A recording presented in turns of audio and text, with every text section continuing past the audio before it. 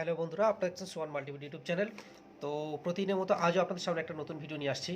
Actually video শুরুতে আপনারা স্ক্রিনে দেখতে পাচ্ছেন একটা প্রিন্টারের ছবি আছে, তো বুঝতেই পারছেন আমি কী শুনে এই ভিডিওটা করছি। প্রিন্টার সমস্যাটা আমাদেরই সবার ক্ষেত্রে হয়, প্রবলেম হয়। তো যারা নতুন প্রিন্টার নিয়েছেন তাদের ক্ষেত্রেও প্রবলেমটা হয়, বা যারা দেখাচ্ছেন নেবেন ভাবছেন, তো প্রিন্টারে তারাও ভাবছেন যে কী মডেল নেব বা কেমন নেব। আমি একটা জিনিস সাজেস্ট করবো, আমাদের WBGB এখন বর্তমান যেটা চলছে, আপনারা PLQ 2022cc এই প্রিন্টারগুলো নেন যদি, এর প্রবলেমটা খুবই কম আসে। মানে একটু আপডেট, আমি বলবো না যে কোনো প্রিন্টার ভালো বা এটা খারাপ ওটা ভালো এরকম বলতে যাবো না, সবই ভালো, খারাপের কিছু নেই। এবার চাইলে আপনি যদি একটু বেশি ইনভেস্ট করেন তো ভালো কোনো আপডেট লেভেলের প্রিন্টার নিতে পারেন। এটা নয় যে আপনার ওই প্রিন্টারটা খারাপ হবে, এমন কোনো ব্যাপার না। তবে PLQ 2022cc-তে কী হয়, প্রিন্টিংয়ের যে প্রসেস বা সেট আপের যে সিস্টেমটা আছে, এই প্রবলেমগুলো খুব কম আসে। 30, 35, 50 এই প্রিন্টারগুলো কি হয়, একটু প্রবলেম হলে সিস্টেমের, তো সেক্ষেত্রে একটা সমস্যা দেখা যায়, হয় পাসবুক পুটিয়ে printer, single line not printing, এরকম একটা কিছু কিছু প্রবলেম আসে। তো যাই হোক বন্ধুরা, আমি 20 প্রিন্টারটাকে আবার নতুন করে সেট আপ করে আপনাদেরকে দেখিয়ে দিচ্ছি। অনেকেই কমেন্ট করছেন, দাদা আপনার ভিডিও দেখে আমি সেম টু সেম ট্রাই করেছি, তাও আমার প্রিন্টারটা এখনও পর্যন্ত রেডি হচ্ছে না। তো প্রবলেম, আমি তাদের উদ্দেশ্যে একটা কথা বলবো, আপনি প্রিন্টার সেট আপ করার পরেও যদি মনে করেন যে আপনার প্রবলেম হচ্ছে, চাইলে আমার সাথে কন্ট্যাক্ট করুন, বা কন্ট্যাক্ট করলে হয়তো আমি অনেকের এইটুকু বলছি যে সময় মতো তাকে টাইম দিতে পারছি না, তাকে একটা রিকোয়েস্ট করব কি, আপনি যেমনই সেট আপ করেছেন same to same set up করুন, আপনার প্রিন্টার 100% রেডি হয়ে যাবে, কোনো ইস্যু আসবে না।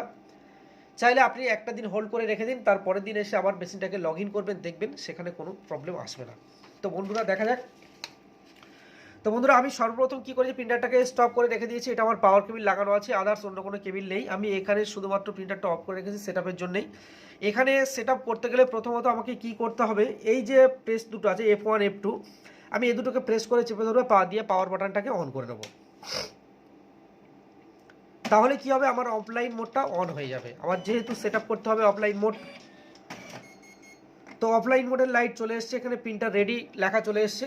আমি এখানে কি করব, একটা পেপার এখানে দিয়ে দেবো, প্লেন পেপার। কীভাবে সেট আপটা নেবো আমি, আর কোন কোন জায়গায় চেঞ্জের ব্যাপার থাকে আমি সেটাও দেখিয়ে দেবো।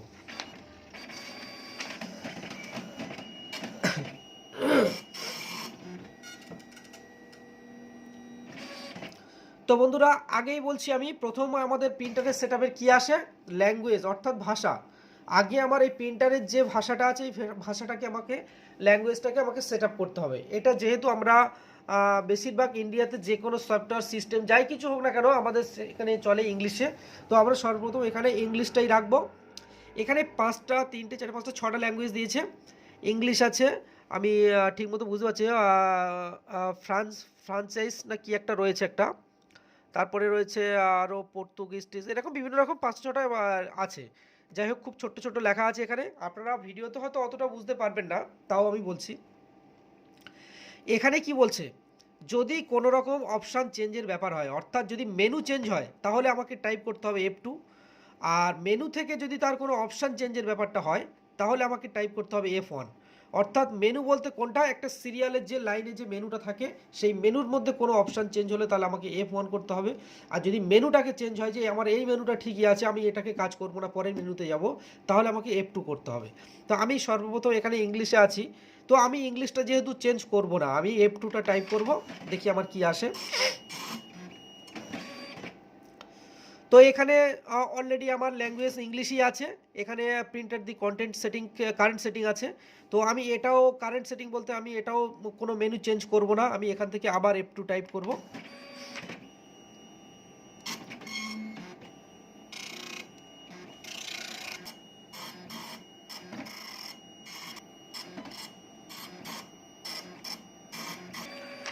তো বন্ধুরা, আমি এতক্ষণ একটু ভিডিওটা পজ করেছিলাম, যেহেতু এই যে সেটআপটা প্রিন্ট হওয়ার কারণেই। তো এখানে আমার ফুল রেডি আছে প্রিন্টারটা, সেই সেটআপটা আমি এখানে প্রিন্ট করলাম। এখানে আমার প্রিন্টার কারেন্ট সেটিং আমি যেহেতু করিনি, যার জন্য আমি F2টা প্রেস করেছি, আমি যার কারণে আমার ফুল সেটআপটাই এখানে প্রিন্ট হয়ে এসেছে, আমি কি কি কাজ করেছি এখানে আমি। তো এই জায়গায় দাঁড়িয়ে এবারে আমার যেহেতু প্রিন্টার কোনো প্রবলেম নেই, এখানে আমার কি করতে হবে, আমার নতুন করে প্রিন্টারটাকে সেট আপ করিয়ে দেখিয়ে দিতে হবে যে কি কি অপশন আমি সেট আপ করবো বা কেমনভাবে করব আমি। তো এটা আমারই করা আছে, আমারই ফুল PDF, এটা চাইলে আপনারা একটু ফলো করতে পারেন। এখানে কি কি আমি করে রেখেছি, আমি যেটা একটু আগে বলছিলাম, এইটা হচ্ছে অপশান, এটা হচ্ছে মেনু। এক একটা মেনুর মধ্যে বিভিন্ন রকম অপশান দিয়ে রেখেছে, আমরা চাইলে সেটাকে চেঞ্জ করতে পারি প্রয়োজন মতো। তো আমরা এবার একটা ফ্রেশ পেপার নেব, ফ্রেশ পেপার নিয়ে আমরা দেখব কিভাবে অপশানগুলো চেঞ্জ করে করে আমরা কাজগুলো করব। আর আগেই বলছি ভিডিওটা অনেকটা লম্বা হবে, আপনারা কেউ স্কিপ করবেন না। যদি প্রিন্টার সেটআপ নিয়ে আপনাদের কোনো প্রবলেম থাকে আপনারা অবশ্যই করে ফুল ভিডিওটা ভালো করে দেখবেন, একটা রিকোয়েস্ট আমার। তো এক্ষেত্রে আপনাদের কোনো রকম সমস্যা আসবে না, আশা করছি আপনি নিঃসন্দেহে আপনার প্রিন্টারটাকে সেটআপ করে নিতে পারবেন। তো এইবার আমি কি করব, আবারও আমার যেহেতু অফলাইন মোডে আছে, আবারও আমি সেম টু সেম এরকমই একটা পেপার নিয়ে একটা আমি দিয়ে দেবো।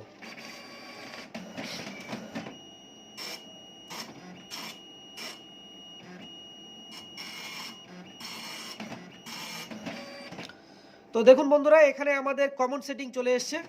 তো কমন সেটিং মেন মেনু, আমি এখান থেকে কমন সেটিং থেকে আমার এখানে অফলাইন মোডে নিয়ে যেতে হবে। আমি এটাকে আবার F2 প্রেস করব।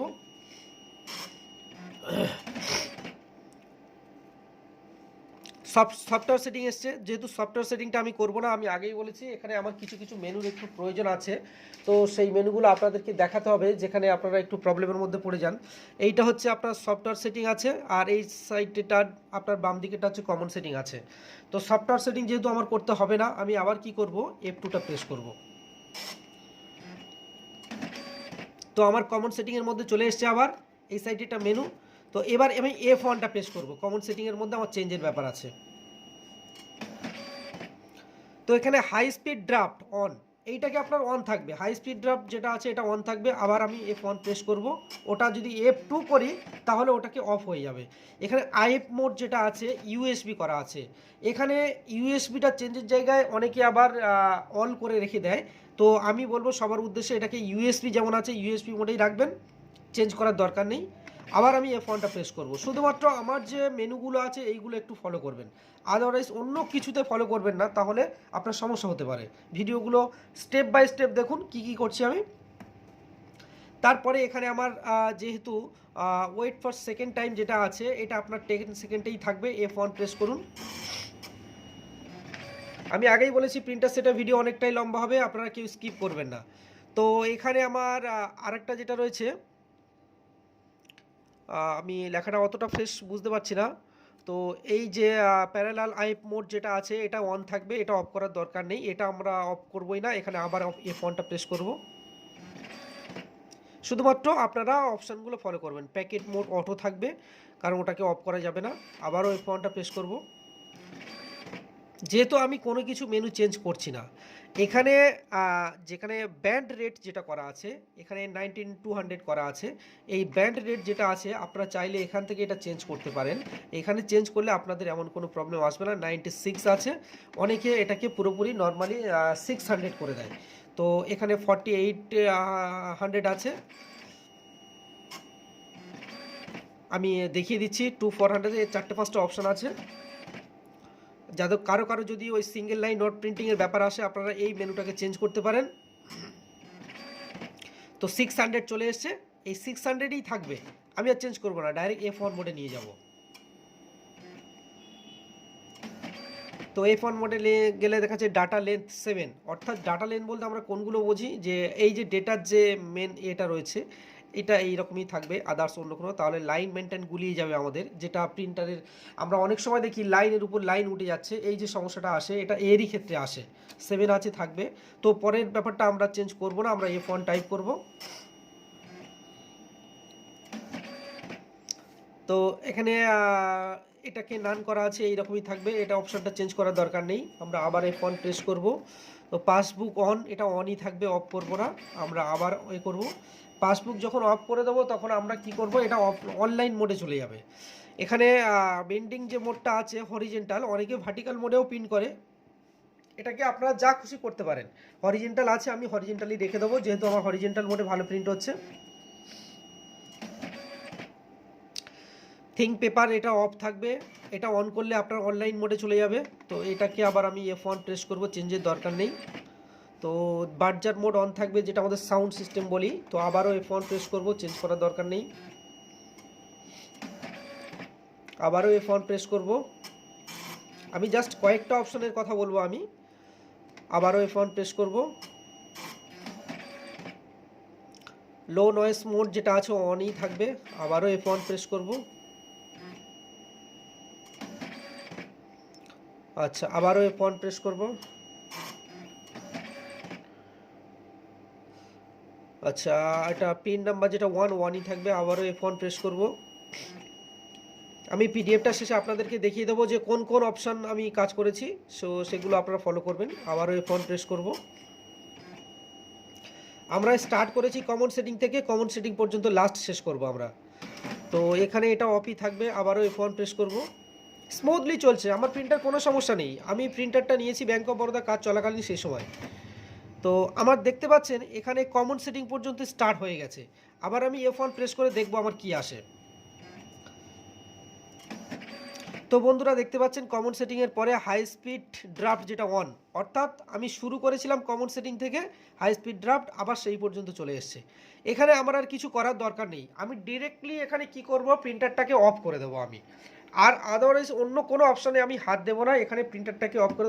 এখানে অনেকেই গুলিয়ে ফেলেন, ডাইরেক্ট হয়তো F1 প্রেস করে বসেন, সেক্ষেত্রে আপনার প্রিন্টার সেটআপের একটু প্রবলেম আসে। এই যে মেনুটা আছে, আমি ডাইরেক্ট কি করব, এখান থেকে পাওয়ার সুইচটা অফ করে দেবো যেমনই আছে।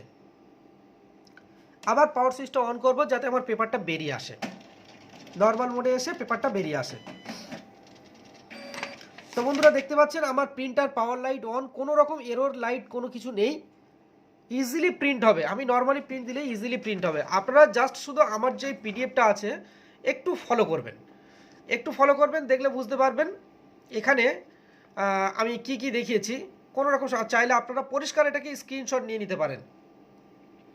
আমি শুরু করেছি কমন সেটিং থেকে হাই স্পিড ড্রাফট অন থেকে, আবার শেষ করলাম হাই স্পিড ড্রাফট অন পর্যন্ত।